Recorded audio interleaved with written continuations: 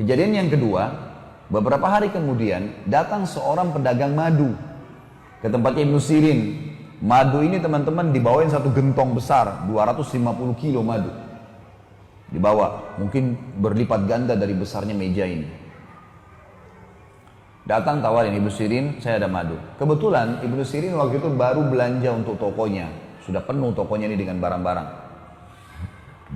Maka yang terjadi teman-teman sekalian, Ibnu Sirin, orang ini bilang, Ibnu Sirin saya punya madu, belilah.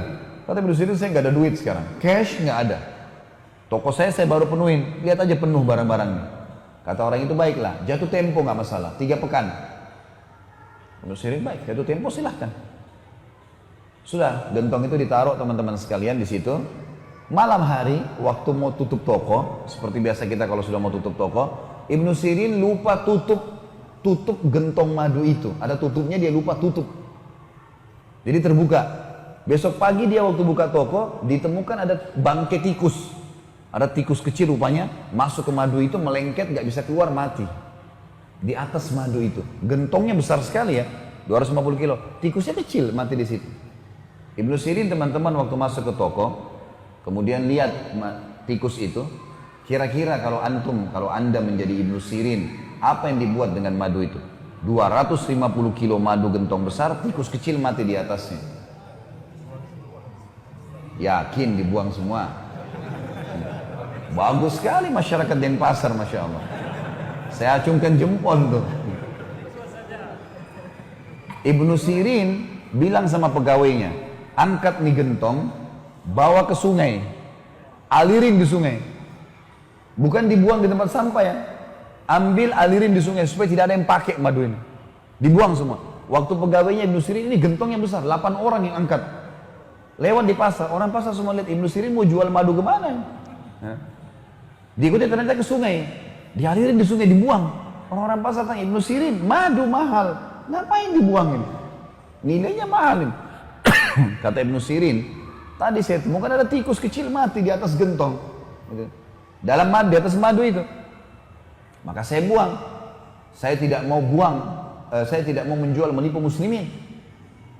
Maka kata mereka, Ibnu Sirin, tikus mati, tinggal tarik tikusnya, ambil sekilo 2 kilo, buang. Ngapain satu gentong dibuang semua? Apa kata orang yang sudah mengenal Tuhannya teman-teman sekalian? Masalah sederhana tapi pekah sekali. Kata dia, demi Allah, saya tidak pernah punya jaminan. Adakah di antara kalian yang bisa jamin buat saya? Tetesan madu mana yang kena dan tidak kena dengan bakterinya bangkai tikus itu?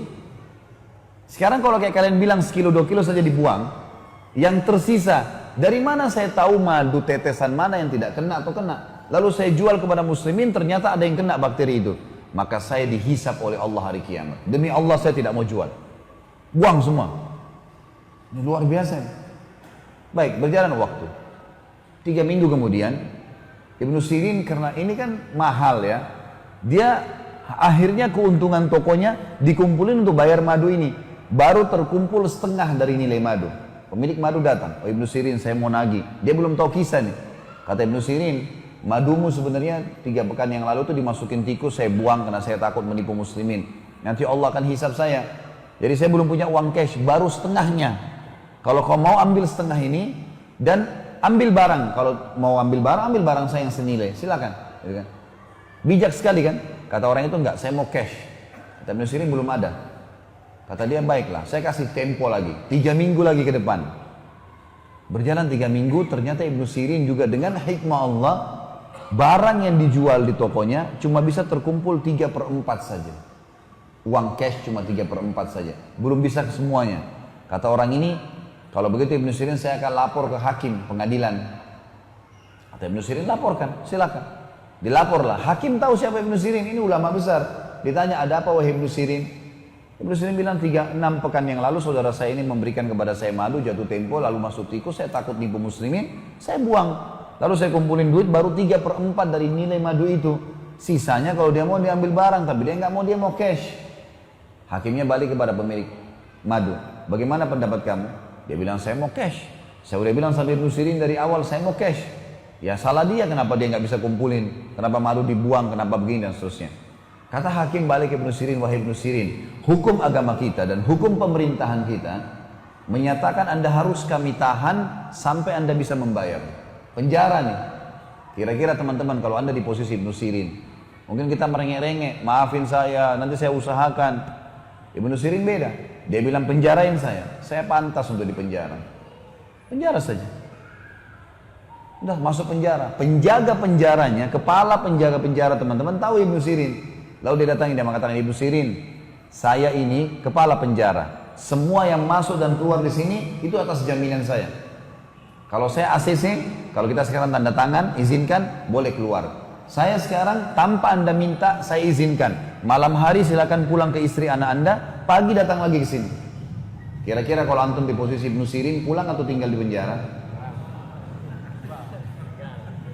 Ibnu Sirin bilang apa? Rahimahullah. Beliau mengatakan, tidak demi Allah. Saya tidak akan mendukung kamu melanggar peraturan pemerintah. Saya akan tinggal di sini sampai Allah memberikan jalan keluar.